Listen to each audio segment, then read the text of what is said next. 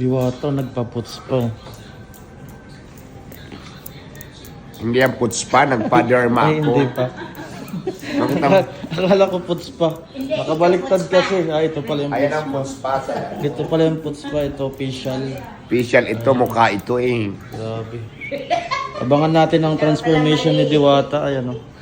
Ano na to, hindi pa ito ang pakapinali kasi step by step, session by session, pangalawang session pa lang to.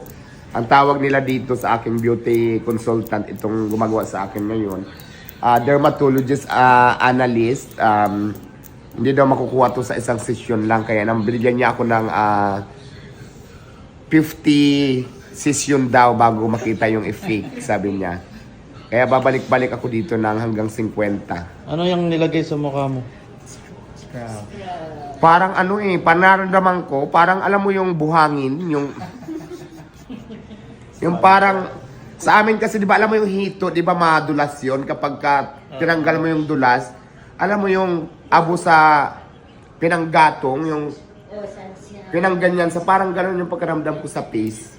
Pero ang aliwalas ng pakiramdam, parang nakaka-refresh.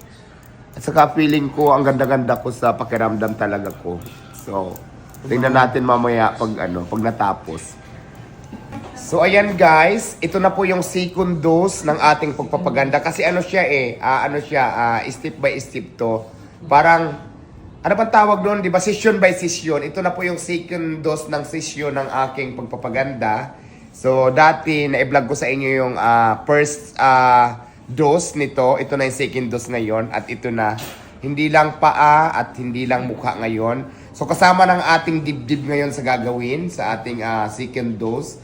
Inuuna muna yung ating face. Tingnan nyo kung ano magiging resulta nito. At siyempre, sasama na din natin yung ating mga balat, di ba? Yung ating pinag-uusapang balat ngayon, ang mga balat. Iwawax natin yung paa mo para... So, ayan na.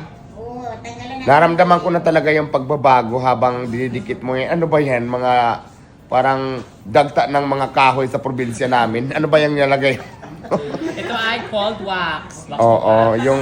Wax to wax. Ano ba sa amin sa Bisaya? Pulot ba? Pulot. Kanang yung tumutulo sa ano nung ginaganyan. Pero ang sarap ng pakiramdam. So, ito yung second dose na nilalagay niya. Hanggang ano to? Hanggang, sabi niya kasi sa akin, sabi ng aking dermatologist consultant na gumagawa sa akin ngayon, sabi niya, abutin tayo ng hanggang 50 session bago makita yung effect. Pero pag 50, hanggang 50, kasi di ba pangalawa pa lang ngayon, second dose pa lang ngayon, so mayroon pa tayong 48 na session na ating abangan bago makita